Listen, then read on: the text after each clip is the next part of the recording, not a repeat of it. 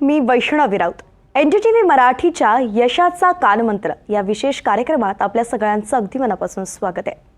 यश म्हणजे फक्त स्वतःची प्रगती नाही, तर समाजाला सुद्धा सोबत घेऊन पुढे जाणं. आणि आज आपण अशाच एका व्यक्तिमत्वाला भेटणार आहोत, ज्यांनी हजारो नव्हे तर लाखो लोकांच्या आयुष्यात बदल घडवलाय. मोफत शिक्षणापासून सुलभ आरोग्य सेवेपर्यंत, महिला सक्षमीकरणापासून भविष्य घडवणाऱ्या युवकांपर्यंत जिजाऊ ही संस्था समाजासाठी एक भक्कम आधारवड म्हणून उभी राहिली आहे. आणि एक आधारवड ही ओळख खऱ्या अर्थानं जगतीये. आणि या प्रेरणादायी प्रवासाबद्दल जाणून घ्यायचे आज, आणि त्याचसाठी आज आपल्या सोबत आहेत या संकल्पनेमागचे प्रमुख व्यक्तिमत्व, जिजाऊ शैक्षणिक आणि सामाजिक संस्थेचे संस्थापक आणि अध्यक्ष निलेश भगवान सांबरे सर. सर, यशाचा कानमंत्रमध्ये आपला मनापासून स्वागत आहे. आपला प्रवास जो आहे तो समजून घेणं फार गरजेचं आहे. आणि त्याच दृष्टिकोनातून माझा पहिला प्रश्न हा आहे की जिजाऊ ही संस्था सुरू करण्यामागची प्रेरणा काय होती, आणि कुठल्या समस्या आहे ज्याकडे आपल्याला लक्ष वेधायचं होतं, त्या दूर करायच्या होत्या? जन्मताच शेतकऱ्याचा मुलगा. माझे वडील एसटी मध्ये कंडक्टर होते, आई शेती करायची. आणि भात शेती हा कोकणचा सर्वात मोठा विषय. भात शेतीवरती किंवा इतर वेळेस गवत कापायचा आणि त्याच्यावरती आमचा उदरनिर्वाह चालत होता. आणि आम्ही पालघर जिल्ह्यातील अतिदुर्गम भागात, जव्हार हा तालुका होता तेव्हा, त्या जव्हार तालुक्यामध्ये जन्म घेतला. आणि फक्त पावसाळ्यातलं भात शेती झाल्यानंतरची गरिबी जी आहे ती गरिबी आपण बघत होतो. आणि ही गरिबी दूर करायची असेल तर शिक्षणाशिवाय गरिबी दूर होणार नाही. त्याच भागातील आदिवासी बांधवांचा मृत्यू बघत होतो, कुपोषणाने बालमृत्यू बघत होतो. ती गोष्ट ही शिक्षणाने दूर होऊ शकते. त्या दृष्टीने लहानपणी शिक्षण घेत असताना, कॉलेजला 11वीला असताना 90-91ला परिस्थिती बघितली का 100-125 लहान लहान मुलं कुपोषणाने वावरवांगणी या जव्हार तालुक्यातील अतिदुर्गम भागात कुपोषणाने मृत्युमुखी पावले. तर मुंबई अहमदाबाद रोडला एक टँकर पलटी झालं. ते रॉकेल समजून आपल्या आदिवासी बांधवांनी ते केमिकल घेतलं आणि त्या केमिकलने अनेक आदिवासी बांधव मृत्युमुखी पावले.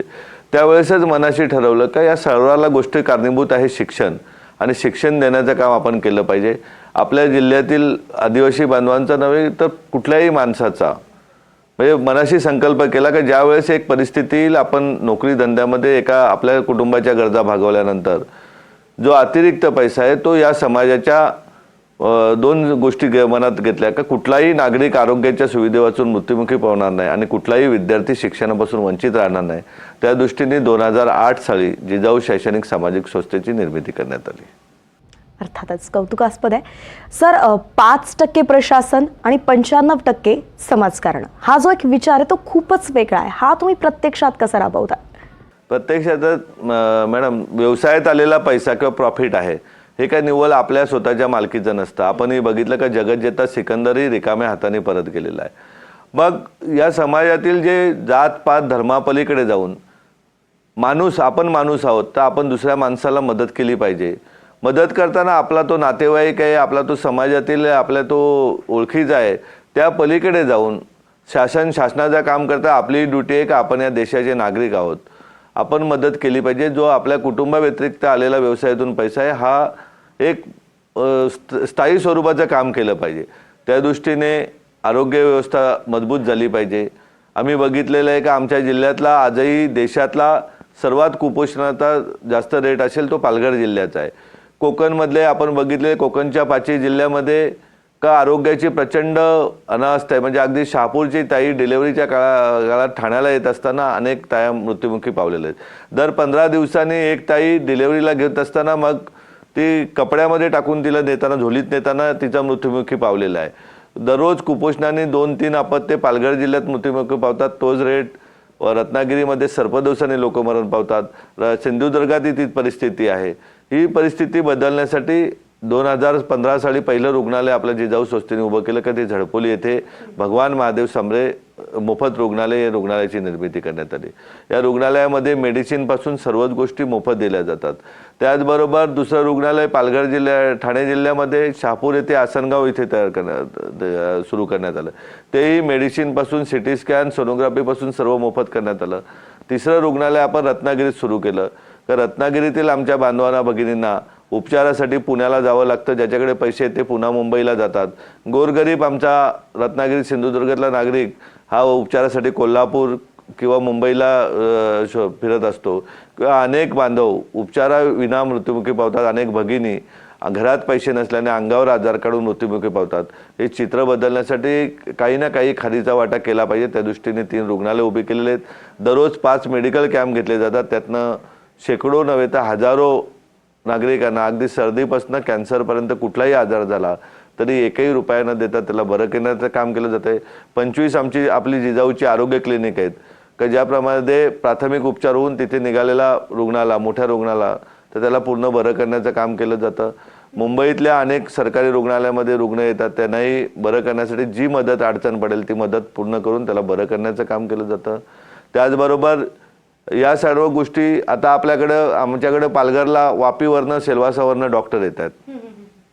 रत्नागिरीचे डॉक्टर मिळतात, परंतु ठाण्याहून डॉक्टर, नाशिकहून डॉक्टर शहापूरला न्यावे लागतात. पण हे आपले स्वतःचं प्रोडक्शन झालं पाहिजे. त्या दृष्टीने शिक्षण संस्था ज्या शाळा सुरू आहेत, मोखाड्यामध्ये 3 CBSE शाळा आहेत, जव्हारमध्ये 2 आहेत, त्याचबरोबर विक्रमगडमध्ये 1 आहे, शहापूर आणि भिवंडीमध्ये 1 आहे, शहापूरमध्ये 2 आहेत का जेणेकरून आपली मुलं शिक्षण घेऊन ती नीटचा क्लासेस त्यांनी 9वी पासूनच केला पाहिजे आणि त्या दृष्टीने त्यातून मुलं निघून डॉक्टर झाली पाहिजे. त्या दृष्टीने आपण स्वतःने इयत्ता 9वी पासून देशातला पहिला प्रयोग केला की JEE आणि नीटचे क्लासेस सुरू केलेले आहेत. या क्लासेसमधून मला माहिती आहे का आपल्या आदिवासी भागातील जे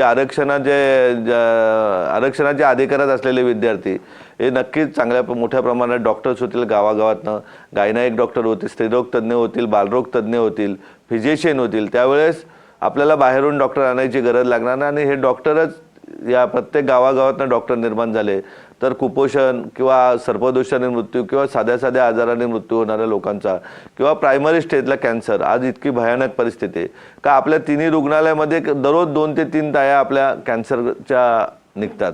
ही परिस्थिती प्रायमरी स्टेजला समजली तर आपल्या भगिनीला आपल्याला वाचवता येईल. त्या दृष्टीने आपली पोरं डॉक्टर करण्याचं काम आपल्या जिजाऊमार्फत केलं जातं. अनेक विद्यार्थी की जे मोबाईलवरती यूट्यूबवरती नीटचा अभ्यास करणाऱ्या विद्यार्थ्यांच्या प्रायव्हेट मेडिकल कॉलेजची फी देऊनही आपण त्यांना डॉक्टर करतोय. आज आता चांगलं प्रोडक्शन चालू आहे का मग दुखतात लागलेल्या JEEच्या रिझल्टमध्ये 2 विद्यार्थी आपले 98 आणि 96% मिळून आज क्वालिफाय झालेले आहेत. परवाच्याच लागलेल्या CBSEच्या रिझल्टमध्ये 10वीच्या रिझल्टमध्ये 6 विद्यार्थी हे मराठीसारख्या विषयामध्ये 100%ने पास झालेले आहेत. IT मध्ये अनेक विद्यार्थी 100%ने पास झालेले आहेत. आता रिझल्ट हळूहळू मिळायला लागलेले आहे आणि शिक्षण आणि आरोग्य हे दोन्ही जोड गोष्टी आहेत. जर शिक्षण घेतलं तर सर्वच विषय जगातले संपून जातात आणि आरोग्य व्यवस्था देणे आपल्याच आईवडिलांसारखे इतरही आपल्या सर्वांच्या आईवडिलांना आरोग्य व्यवस्था उपलब्ध करून देण्याचं काम जिजाऊ करते. दरवर्षी लाखो बांधवांना डोळ्याच्या ऑपरेशनपासून तर अगदी कॅन्सरपर्यंतच्या शस्त्रक्रिया होतात. वैद्यकीय क्षेत्र ही सेवा ही 100% सेवा झाली पाहिजे त्या दृष्टीने जिजाऊ काम करते. मग आपल्या उत्पन्नातील 90-95% उत्पन्न हे आपल्या समाजासाठी म्हणजे येणाऱ्या प्रत्येक रुग्णासाठी, येणाऱ्या प्रत्येक विद्यार्थ्यासाठी खर्च करण्याचं काम केलं जाते. आपल्याला कल्पना नसेल का अगदी मटण तोडणाऱ्या दादाची मुलगी जिजाऊतर्फे आपल्याकडनं IITला जाऊन आज IIM करते. हे अभिमानास्पद बाब आहे आणि या सगळ्या गोष्टी 95% मध्ये केल्या जातात का आपल्या माणसांसाठी, आपण आपल्या माणसांसाठी करणे काम आहे. अर्थातच. सर, तुम्ही आत्ताच आरोग्य क्षेत्रातलं काम सांगितलंय, शिक्षण क्षेत्रातलाही थोडासा आढावा घेतलाय, तर हे सगळं करत असताना अशी एखादी कथा आहे का की जी तुमच्या मनाच्या खूप जवळची आहे, ती तुम्ही आपल्यासोबत सांगाल? खूप कथा आहेत अशा. म्हणजे आता शिक्षणाबाबत, स्पर्धा परीक्षाबाबत बोलायचं गेलं तर स्वप्नील माने नावाचे तरुण कोल्हापूरहून आले होते. आई गेल्या होत्या. लहानपणी इंजिनिअरिंगचं शिक्षण पुण्याला घेत असताना बाबा गेले. ते आले 2018 साली माझ्याकडे मे महिन्यात का मला UPSC करायचं आहे. त्याच वेळेस त्याला सांगितलं का तुला वडील नाही पण मोठ्या भाऊ म्हणून आम्ही ठामपणे उभा राहू. आज अभिमानाने सांगतोय का पश्चिम बंगाल कॅडरला वयाच्या 24व्या वर्षी UPSC होऊन आज IPS ऑफिसर म्हणून ते नोकरी करतायत. दुसरी गोष्ट सांगायची गेली तर ठाण्यासारख्या शहरामध्ये झोपडपट्टीमध्ये राहणारी मोहिनी भारमल नावाची तरुणी वयाच्या 19व्या वर्षी पोटात 2.5 महिन्याचं बाळ असताना पती जातात. त्या तरुणीला जेव्हा ठाण्याच्या पोलीस भरतीचं केंद्राचं समजतं, ती बाळाला जन्म देते, लोकांची धुनी भांडी करते. तिला समजतं का पोलीस भरती केंद्र, तिची सासू सांगते का तू शिकलेली, तू बघ प्रयत्न कर. ती ठाण्याच्या पोलीस भरती केंद्रात येते. पोलीस भरतीला उशीर होतोय. त्याच वेळेस मुंबई महानगरपालिकेची अग्निशमक दलाची भरती निघते, त्या मोहिनी भारमलला आपण अभ्यास करण्याचे 15,000 रुपये देत होतो. आज अभिमानाने सांगतोय की 800 विद्यार्थ्यांच्या भरतीमध्ये, नोकर भरतीमध्ये 109 विद्यार्थी आपल्या जिजाऊ अकॅडमीचे गेले, त्यामध्ये मोहिनी भारमली नोकरीस लागल्या. ही सर्वात आनंदाची गोष्ट आहे का आज दादर सबस्टेशनला त्या काम करतात. ठाण्याच्या मुलुंडचेक नाक्यावरच्या कचऱ्याच्या ढिगावरती दीपाली नावाची मुलगी का जिथे तिची आई मृत्यू होती, वडील तुरुंगात होते, ती मुलगी आपण आपल्या शिक्षण संस्थेत तिथे आली. आपण क्लासेस देत असताना हॉटेल मॅनेजमेंट होऊन आज 5 स्टार हॉटेलमध्ये नोकरी करते. असे अनेक शेकडोनी उदाहरणं सांगता येतील का आई वडील दवाखान्यात आले, त्यांनी बघितली पोलीस भरती केंद्र, मुलगी पोलीस झाली, तिची बहीण झाली, तिचा भाऊ झाला. आई वडील लग्न करतात म्हणून जव्हारहून पळून आलेली मुलगी आपल्याकडे पोलीस होऊन जाते, तिची बहीण पोलीस होते. आपल्या तालुक्यातला कल्पेश भावर नावाचा मुलगा येतोय आणि आज ACF म्हणून नोकरीला लागतोय. आज ऊसतोड मजुराचा बीडवरून आलेला मुलगा आपल्याकडनं DYSP लागतोय. असे अनेक उदाहरणं सांगता येतील, शेकडोनी उदाहरणं, हजारोनी उदाहरणं सांगता येईल. काय गोरगरिबांची मुलं त्यांनी पाहिलेले स्वप्न पूर्ततेसाठी जिजाऊ प्लॅटफॉर्म उपलब्ध करून देतो आणि ते प्लॅटफॉर्म उपलब्ध करून आज आपल्याला आनंद वाटतो की जिथे जाऊ तिथे आपल्याला आपल्या जिजाऊचे पूर्व मिळतात. मग आज प्रत्येक क्षेत्रामध्ये भेटतात का असं कुठली क्षेत्र नाही का जिथे जिजाऊचे विद्यार्थी नोकरीला लागलेले नाहीत. निलेश सर, अशा आयुष्यभर तुम्ही काम करताय तर तुमच्याकडे खूप कथा असणारच आहे आणि त्या प्रेरणादायी आहे खरं तर. जेव्हा आता आरोग्य क्षेत्राबद्दल तुम्ही सांगितलं, शिक्षणाचं सांगितलं, मोफत खरं तर हे सगळं तुम्ही देताय आणि ही प्रेरणा खरंच खूप महत्त्वाची आहे. मग अशात 24 तास सेवा द्यायची आणि जास्त प्रमाणात, मोठ्या प्रमाणात रुग्णांची काळजी घ्यायची, हे सगळं व्यवस्थापन करताना कुठली मोठी आव्हानं समोर येतात? आव्हानं तर रोजच येत असतात. पगारापासनं तर या विद्यार्थ्यांची राहण्याची, जेवणाची व्यवस्था असते, परंतु परमेश्वर कुठून ना कुठून करत असतो व्यवस्था, किंवा माणूस आहे तर अडचणी येतच असतात. हे समजून आपण त्यावेळेस छत्रपती शिवाजी महाराज आठवायचे, बाबासाहेब आंबेडकर आठवायचे का त्यांना किती मोठी संकट येत होते. महात्मा ज्योतिबा फुले, सावित्रीबाई, त्यांनाही संकट येत होती, परंतु प्रत्येक संकटावरती त्यांनी मात करून ते पुढे गेले. ज्यांनी मला वाटतं छत्रपती शिवाजी महाराजांचा अभ्यास केला, मासाहेब जिजाऊंचा अभ्यास केला, त्यांना या जगामध्ये कुठलंही संकट येऊ शकत नाही असं मला स्वतःचा विश्वास आहे. आणि त्या दृष्टीने संकटावर पार करून पुढे जाता येतं. मग अगदी समाजावरती पूरहानी झाली, काय झाली, तर प्रत्येक वेळेस जिजाऊ पहिला तिथे पोहोचतं आणि तिथल्या नागरिकांना आपलं कुटुंबही समजून मदत केली जाते. सर, मोठ्या प्रमाणात लोकांसोबत तुम्ही जोडले गेले आहात, अगदी लाखो लोक आहेत आणि अशा सगळ्यांना सेवा देताना आर्थिकदृष्ट्या कशा पद्धतीनं सगळं व्यवस्थापन आहे? मॅडम, आमच्या घरामध्ये कुठलाच माणूस असा नाही का रिकामा राहून राहतोय. प्रत्येकजण रोजगार करतोय, व्यवसाय करतोय. माझा स्वतःचा व्यवसाय आहे, मुलांचे व्यवसाय आहेत. आई वडीलही काम करतात का, शेती लावतात का, त्यातनं तांदूळ येऊन उद्या मुलांच्या हॉस्टेलचा व्यवस्था होते. व्यवसायातून आलेल्या पैशातूनच आज तागायत तरी आपली संस्था चाललेली आहे. कुठनं काही CSR वगैरे आम्ही प्रयत्न केले पण कुठनं काही मिळत नाही आहे, कारण बघतोय आम्ही. त्यामुळे स्वतःच्या मेहनतीच्या आलेल्या पैशातूनच विद्यार्थ्यांचं किंवा आरोग्याची व्यवस्था केली जाते किंवा महिला सक्षमीकरण केलं जातं. प्रत्येक गोष्ट ही स्वतःच्या व्यवसायातून आलेल्या पैशातूनच केली जाते. महिला सक्षमीकरणाकडेच मी येणार होते ना, आत्ताच तुम्ही तो मुद्दा बोललात सुद्धा. तर महिलांना त्यांचं सबलीकरण करण्यासाठी काय नेमकं तुम्ही योजना राबवता? म्हणजे ज्याप्रमाणे आपले परप्रांतीय बांधव जशी हातगाडीवरती व्यवसाय करायचे, काय करायचे, प्रोडक्शन करायचे, त्या पद्धतीने आपण भगिनींना हातगाड्यापासनं तर अगदी साबण बनवणे, शॅम्पू बनवणे, विविध प्रकारच्या अगरबत्तीपासून घरात लागणाऱ्या ज्वेलरी बनवणे, सर्वच प्रकारचे कोर्सेसची मोफतमध्ये उपलब्ध करून देतो. त्यांना मार्केट लागेल, मार्केटची व्यवस्था आपण करून देतो, जेणेकरून दादाच्या बरोबर ताईच्या हाताला 2 टाईम काम दिलं तर गरिबी राहणार नाही. आज आपण पाहतोय का बहुसंख्य घरं ही प्रचंड गरिबी आहेत. मग त्यांच्या हाताला जेव्हा 200-500 रुपये ती ताईही कमावेल, म्हणजे तीही स्वाभिमानाने जगेल का उद्या नवऱ्याकडे पैसे मागायला लागतील, मुलाकडे पैसे मागायला लागतील, मग दवाखान्यात जाईन, तर तशी काय गोष्ट होत नाही. ती स्वतः कमावायला लागल्यानंतर तिच्या चेहऱ्यावरचा आनंद खूप वेगळा असतो.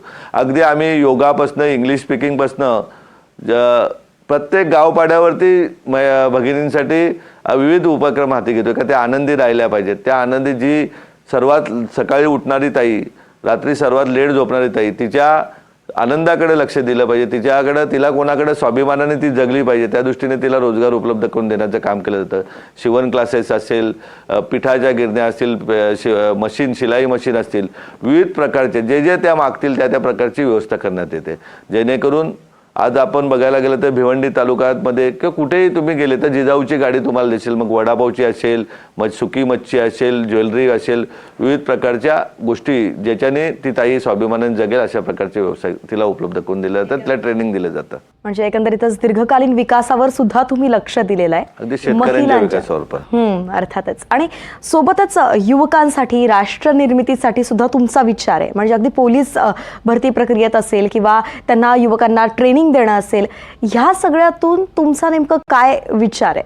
आपल्या कोकणमध्ये जवळजवळ 34-35 ठिकाणी आपले पोलीस व सैन्य भरती केंद्र आहेत.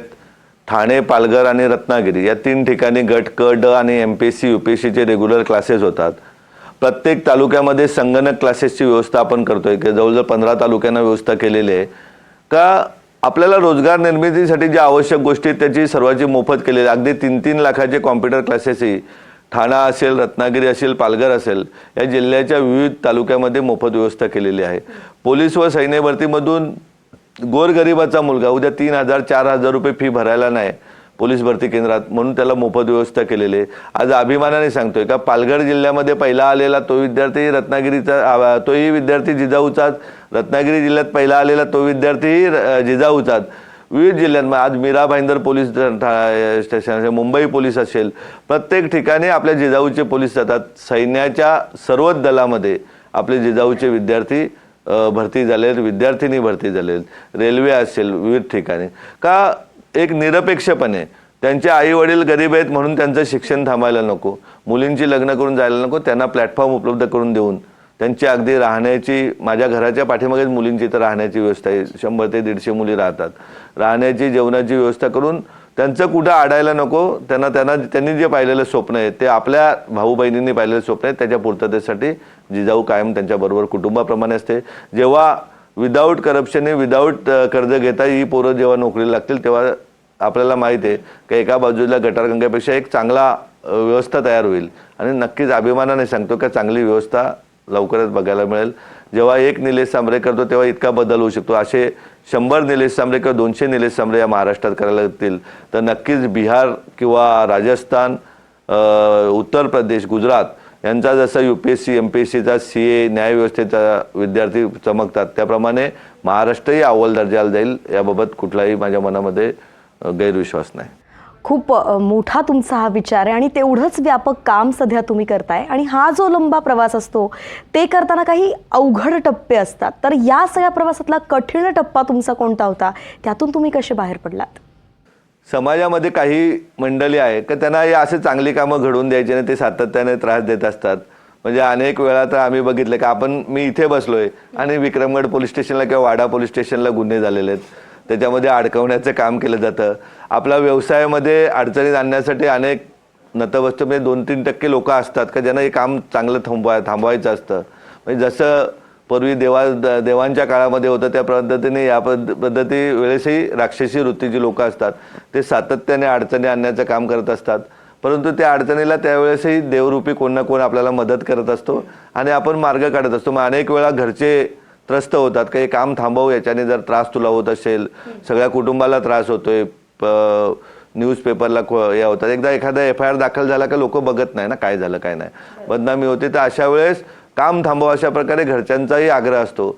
परंतु जेवढं कठीण काम आहे तेवढं त्रास होणारच आहे. गृहीत धरूनच काम करतोय, त्यातनं आपल्याला काय अपेक्षा नाही का कुठल्या विद्यार्थ्यांनी नोकरीला लागून त्याचा पगार आपल्याला मिळाला पाहिजे का उद्या भविष्यामध्ये ते काय झालं पाहिजे, असा कुठलाही उद्देश नाही का कोणी माझा नातेवाईक आहे त्याला फेवर केलं पाहिजे, असं काही नाही. आज विविध क्षेत्रामध्ये, प्रत्येक क्षेत्रामध्ये जिजाऊचा विद्यार्थीचं हीच अभिमानाची गोष्ट आहे. ज्या गावात जाईन, ज्या घरात जाईन तिथे जिजाऊचा कमीत कमी चष्मा तरी दिसतो. हीच मोठे कामाची पोच पावते. समाज मला माहिती आहे या राज्यामध्ये किती माणसं आहेत मला माहिती नाही, परंतु मला माहिती आहे मी जर आवाज दिला का परवाला माझा कार्यक्रम आहे तर परवाला 1,00,000-2 लाख लोक स्वतःच्या खर्चाने येतात. हीच मोठी पोच पावते आणि या कामामध्ये खूप आनंद आहे का कुठलंही पद नसताना जेव्हा समाज रिस्पेक्ट करतो. आपल्याला कल्पना आहे, आम्ही विधवा भगिनींचा हळदी कुंकू कार्यक्रम करतोय का ज्यांना समाजामध्ये कुठे घेत नाही त्यांना आम्ही हळदी कुंकू देतो. हे जे विचार असतात ना सर, हे फार महत्त्वाचे आहे आणि समाजात असे बरेच तरुण आहेत ज्यांना असं काम पुढे समाजासाठी करायचं आहे. मग यांच्यासाठी तुम्ही काय संदेश देणार? यांना मी इतकंच सांगेन का आपला इतिहास सांगतोय का कितीही संपत्ती कमावली तरी ती कोणाला बरोबर नेता येत नाही, किंवा 10 पिढ्या जगण्याच्या उद्देशाने कोणी ठेवलं तर असे कुठल्या 10 पिढ्या जगत नसतात, दुसऱ्या पिढीत जातात. आपल्या महाराष्ट्राचा ते इतिहास आहे. ज्या क्षणाला आपला पैसा माणूस गेला त्या क्षणाला त्याच्या संपत्ती ज्यांच्याकडे असते ते संपत्ती हात वरती करतात. त्यामुळे आपण कमावलेल्या पैशातून आपल्या माणसांसाठी आपण काम केलं पाहिजे. प्रत्येक तरुणाने एक तरुण विद्यार्थी शिकवला आपल्या नात्यातला, एक माणसाला आरोग्याची मदत केली तरी मला वाटतं देशासाठी एक खूप मोठं काम उभं होईल. आपण आपल्या लोकांसाठी काम केलं पाहिजे. मग तो कुठल्या जातीचा आहे, कुठल्या धर्माचा आहे, त्यापेक्षा तो माणूस आहे आपल्यासारखाच, आणि त्याच्यासाठी आपण मदत केली पाहिजे. मग त्याला व्यवसायाला केली पाहिजे, शिक्षणाला केली पाहिजे, आरोग्याला केली पाहिजे. अशा प्रकारे मला राज्यातील सगळ्या तरुणांना माझी विनंती आहे का आपण आपल्या माणसांसाठी काम केलं पाहिजे, एवढीच विनंती आहे. सर, तुमचं काम हे खरंच प्रेरणादायी असं आहे. आणि म्हणजे जिजाऊ ही जी एक संस्था आहे ती फक्त संस्था नाही आहे तर ती आधारवड आहे, आणि त्यात तुम्ही जे काम करतायत तोच खरा यशाचा कानमंत्र आहे. धन्यवाद. आपण NDTV वार्तात आपल्या जिजाऊ या संस्थेबद्दल सगळी माहिती दिली. आणि आजच्या कार्यक्रमामध्ये इतकंच. पाहत रहा NDTV मराठी.